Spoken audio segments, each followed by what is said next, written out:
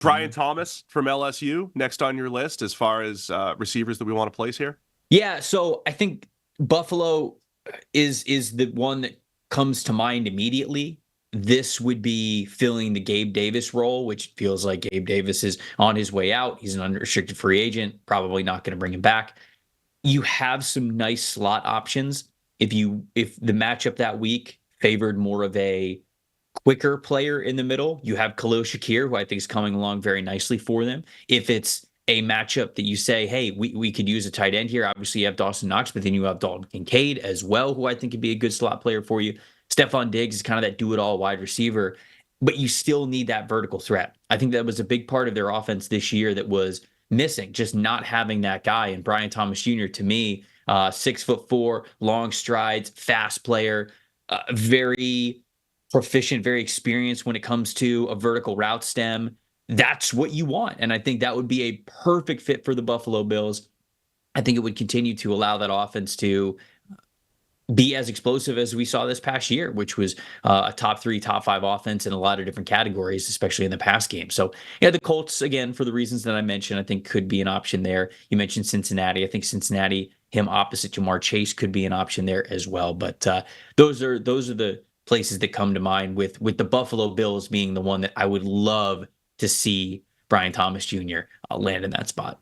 So the way you describe Thomas, I think I agree generally. We're talking vertical route tree, stretch the field type. I do worry about him as a higher volume receiver, his overall route running, and I agree with him being below the top 3. I'm not sure where opinions are going to land on Brian Thomas either. I know Sam's probably a little bit lower on him than some of the other analysts around right now, or you right now.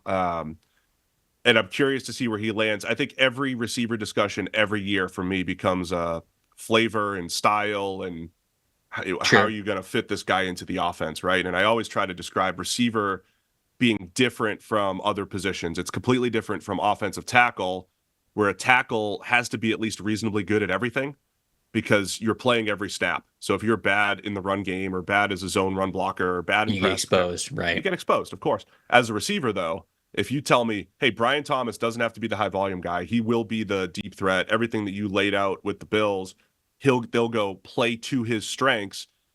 All of these guys have a chance for success, and that's what we're trying to do here. So I like that fit in Buffalo if we're talking Brian Thomas as a vertical threat. When are we going to see a coach start rotating offensive linemen with regularity based on play calls, where it's like all right, third down. Yeah, like third this down versus first and second third and down. short, we're putting in 2 big hosses who that's all they do, right? And you're just going, I don't care if you know what's coming. We're just making a strength to strength, and we're running straight at these guys, and we're going to pick it up. And then that's when you start to play the ultimate chess game, where you put these guys in, then you throw in play action. Then it's all of a sudden, do running backs matter? Now it's like, oh, do the offensive linemen matter? No, I love it. I'm not getting that far. No, I love rotating offensive linemen. Play to their strengths, man. Yeah, it's something that obviously the NFL doesn't do for a reason, because chemistry and continuity on the offensive line is paramount. I think we talk about that a lot when teams make playoff runs, teams make Super Bowls. That chemistry is very, very important. But if you get a close-knit group, you get good chemistry with 7 or 8 guys instead of 5.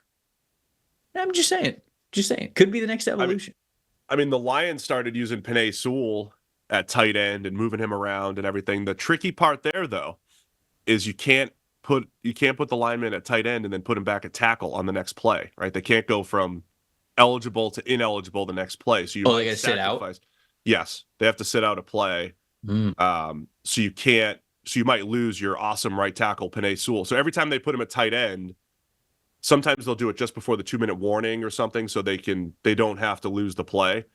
But you can't put him from eligible to ineligible. So it makes it more difficult to take a Trent Williams or take a Penei Sewell and do the tight end motion thing. You just have to be ready for that. Unless you have a rotation of offensive linemen that you're cool. Just move them left to right all the way through every single play. Never know where they're going to be. Ultimate versatility. Just a team full of Graham Bartons.